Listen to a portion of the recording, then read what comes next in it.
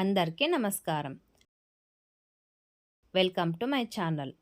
పూజ చేసేటప్పుడు చెడు ఆలోచనలు ఎందుకు వస్తాయి అనే పూర్తి విషయాలు ఈ వీడియోలో తెలుసుకుందాం.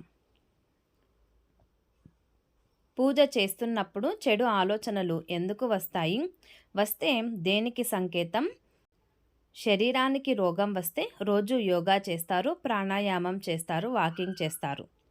కొన్నాళ్లకు బరువు తగ్గి ఆరోగ్యంగా ఉంటారు. అలాగనే మనసుకి కూడా అనవసరమైన కొవ్వు చాలా చేరుతుంది.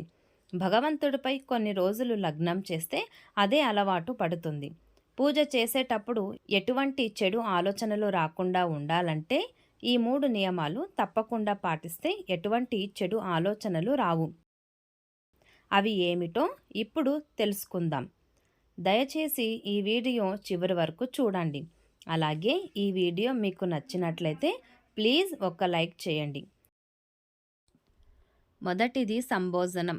మీరు తీసుకునే భోజనం కొన్ని రోజులు పోయిన తర్వాత మనసులా మారుతుంది. నిర్మలమైన వ్యక్తి ఒకరు, కుతంత్రాలు ఉన్న వ్యక్తి ఒకరు. ఇలాంటి వ్యక్తి మంచి వ్యక్తికి భోజనం వండి పెడితే మంచివారు కూడా అలా మారిపోతారు. అన్నం వండేటప్పుడు ఎలాంటి భావాలు కలిగి ఉంటామో అవే అన్నంలోకి వస్తాయి. వాటిని తినేవారిపై అదే ప్రభావం పడుతుంది.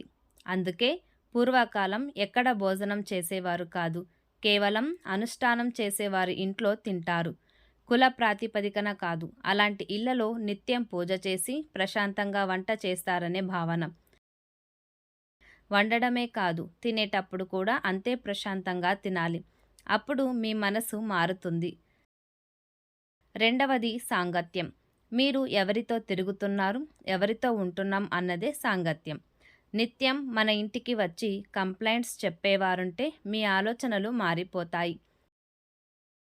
ఆ ప్రభావం మీ ఆలోచనలపై పడుతుంది.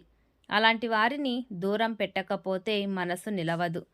అందర్నీ దూరం చేసుకుంటే ఎలా అనే సందేహం రావచ్చు. పాజిటివ్ ఆలోచనలు ఉన్నవారితో మాత్రమే స్నేహం చేస్తే మీ ఆలోచనలు కూడా ఇట్టే మారుతాయి.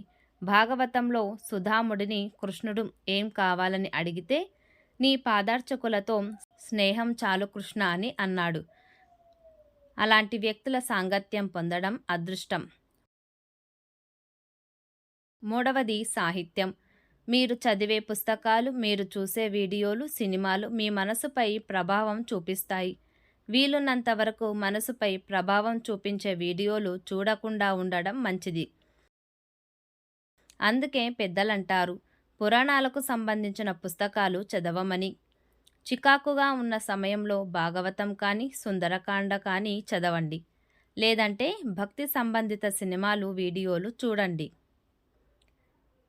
పైన చెప్పిన ఈ 3 నియమాలు ప్రయత్నించి ఆచరించినప్పుడే పూజపై, భగవంతుడిపై మనసు ఏకాగ్రతతో ఉంటుంది.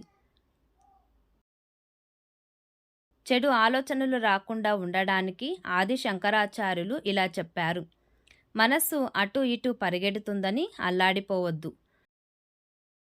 కోతిలాంటి మనసుని శివుడికి అప్పగించేస్తే అలా పడి ఉంటుందని చెప్పారు. ఈ వీడియో మీకు నచ్చినట్లయితే ప్లీజ్ లైక్ చేసి మీ ఫ్రెండ్స్కి షేర్ చేయండి.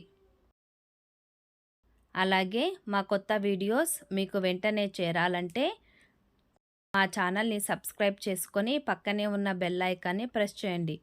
Thanks for watching.